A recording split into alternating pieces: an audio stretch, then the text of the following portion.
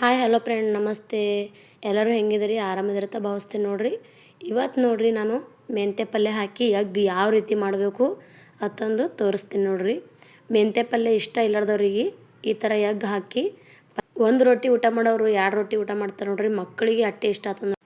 ಈಗ ನೋಡ್ರಿ ಒಂದು ಮೆಂತ್ಯ ಪಲ್ಯ ಸೂಡ ಕಟ್ ಮಾಡ್ಕೊಂಡಿನಿ ರೀ. 2 ಎಗ್, ಒಂದು 4-5 ಮೆಣಸಿನ್ಕಾಯಿ, ಒಂದು 2 ಈರುಳ್ಳಿ ಕಟ್ ಮಾಡ್ಕೊಂಡಿನಿ ರೀ, ಒಂದು 2 ಟೊಮಾಟೊ ಮತ್ತು ಬೆಳ್ಳುಳ್ಳಿ ಸುಲ್ಕೊಂಡು ಕುಟ್ಟಿ ತೊಗೊಂಡೆ ನೋಡ್ರಿ.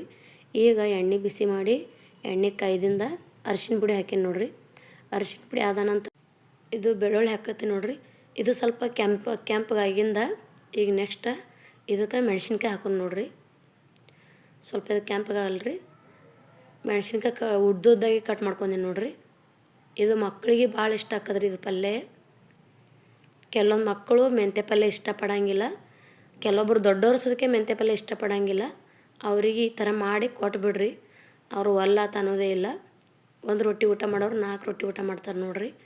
ಅಷ್ಟು ಟೇಸ್ಟ್ ಇರ್ತದೆ. ನೀವೇ ಬಂದು ಕಮೆಂಟ್ ಮಾಡ್ತೀರಿ ನನಗೆ. ಈಗ ನೋಡ್ರಿ ಅದಕ್ಕೆ ಟಮಾಟಿ ಉಳ್ಳಾಗಡ್ಡಿ ಎಲ್ಲ ಹೊಳಿಟ್ಕೊಂಡೆ ನೋಡ್ರಿ. ಅದು ಹಾಕೊಂಬ್ರಿ. ಟಮಾಟಿ ಬೇಕಂದ್ರೆ ಹಾಕೋರಿ, ಬ್ಯಾಡಂದ್ರೆ ಸ್ಕಿಪ್ ಮಾಡಿರಿ.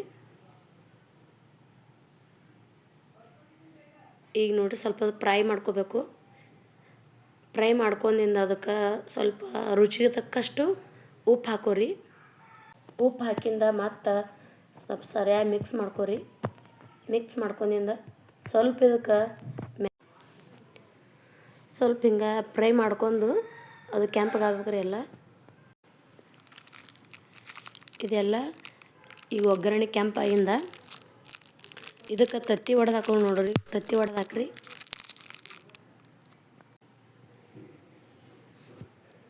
ಅದಕ್ಕೆ ಎಗ್ ಹಾಕೋರಿ 2. ನಿಮಗೆ ಜಾಸ್ತಿ ಬೇಕಂದ್ರೆ ಜಾಸ್ತಿ ಜನ ಇದ್ರಂದ್ರೆ ಜಾಸ್ತಿ ಎಗ್ ಹಾಕೋರಿ.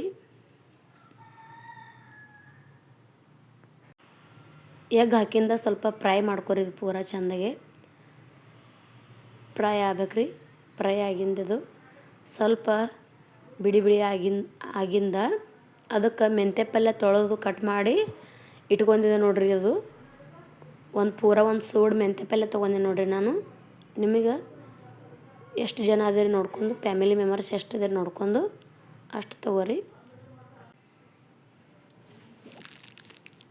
ಈಗ ನೋಡ್ರಿ ನಾವು ಮೆಂತ್ಯ ಪಲ್ಯ ತೊಳೆದು ಇಟ್ಕೊಂಡಿದ್ದಲ್ಲ, ಆ ಒಗ್ಗರಣೆಗೆ ಆ ಮೆಂತ್ಯ ಪಲ್ಯ ಹಾಕಿ ಸ್ವಲ್ಪ ಸರಿಯಾಗಿ ಮಿಕ್ಸ್ ಮಾಡಿರಿ. ಸರಿಯಾಗಿ ಮಿಕ್ಸ್ ಆಗ್ಬೇಕ್ರಿ. ಇದು ಮಿಕ್ಸ್ ಆಗಿಂದ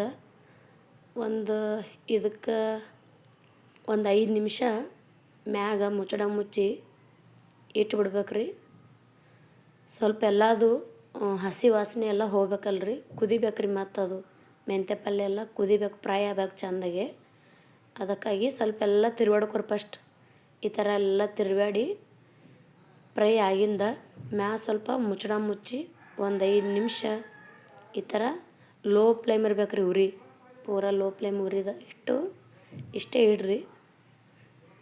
ಟೈಮ್ ಇರ್ಲಿಕ್ಕಂದ್ರೆ ಕಡಿಮೆ ಟೈಮ್ ಇತ್ತಂದ್ರೆ ಬೇಗನೆ ಸ್ವಲ್ಪ ತೆಗೆದ್ರೆ ನಡೀತದೆ. ಟೈಮ್ ಇತ್ತಂದ್ರೆ 5 ನಿಮಿಷ ಇಡ್ರಿ. 5 ನಿಮಿಷ ಇಟ್ಟರು ಆಮೇಲೆ ನೋಡ್ರಿ ಕೊತ್ತಂಬರಿ ಉದುರ್ಸತ್ತಿ ನೋಡ್ರಿ. ಮ್ಯಾಗ ಕೊತ್ತಂಬರಿ ಮ್ಯಾಗ ಉದುರಿಸಿ ಮತ್ತೊಂದು ಸ್ವಲ್ಪ ಈ ಥರ ಕೈ ಆಡಿಸ್ಕೋಬೇಕು ನೋಡ್ರಿ. ಇದು ಮೆಂತ್ಯ ಪಲ್ಯ ಹೆಂಗೆ ಆಗ್ತದಂದ್ರೆ ನೀವೇ ಕಮೆಂಟ್ ಮಾಡಿ ತಿಳಿಸ್ತೀರಿ.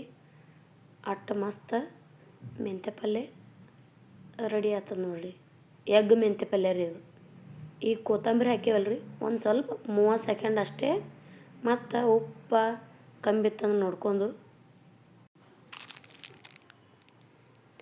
ಈಗ ನೋಡ್ರಿ ಚೆಂದಾಗಿ ಎಲ್ಲ ಇದು ಫ್ರೈ ಆಗೈತೆ ನೋಡ್ರಿ.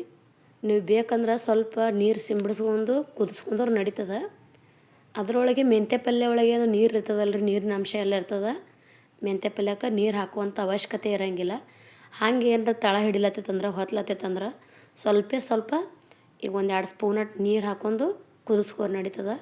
ಈಗ ನೋಡ್ರಿ ಫೈನಲ್ ಆಗಿ ನಮ್ಮ ಮೆಂತ್ಯ ಪಲ್ಯ ಎಗ್ ಮೆಂತ್ಯ ಪಲ್ಯ ರೆಡಿ ಆಗೈತೆ ನೋಡ್ರಿ. ಬ್ಯಾಚುಲರ್ಸಿಗೆ ಬೆಸ್ಟ್ ಆಕ್ಕದ, ಫ್ಯಾಮ್ಲಿಯವರಿಗೆ ಬೆಸ್ಟ್ ಆಕ್ಕದ. ಮಕ್ಕಳು ಯಾರು ಮೆಂತ್ಯ ಪಲ್ಯ ಇಷ್ಟಪಡಲ್ಲ ನೋಡ್ರಿ, ಅವ್ರಿಗಂತೂ ಭಾಳ ಇಷ್ಟ ಆಕ್ಕದ ನೋಡ್ರಿ. ಈ ಥರ ಮಾಡಿಕೊಟ್ರೆ ಚಪಾತಿ ಒಳಗಂತೂ ಭಾಳ ಬರಿ ಆಗ್ತದೆ. ಚಪಾತಿ, ರೊಟ್ಟಿ ಅನ್ನೋದ್ರ ಜೊತೆನೂ ಕಾಂಬಿನೇಷನ್ ಮಸ್ತ್ ಇರ್ತದೆ ನೋಡಿರಿ. ಈ ಎಗ್ ಮೆಂತ್ಯ ಪಲ್ಯ ವಿಡಿಯೋ ನಿಮಗೆ ಇಷ್ಟ ಆಗಿತ್ತಂದ್ರೆ ನಿಮ್ಮ ಫ್ರೆಂಡ್ಸ್ ಫ್ಯಾಮ್ಲಿಗೆಲ್ಲ ಶೇರ್ ಮಾಡಿರಿ. ಮತ್ತೆ ಮುಂದಿನ ರೆಸಿಪಿಯೊಂದಿಗೆ ಸಿಗ್ತೀನಿ, ಹೊಸ ರೆಸಿಪಿಯೊಂದಿಗೆ ನಾಳೆಗೆ. ಮತ್ತೆ ನಾಳೆ ಹೊಸ ರೆಸಿಪಿಯೊಂದಿಗೆ ಸಿಗ್ತೀನಿ ಫ್ರೆಂಡ್ಸ್.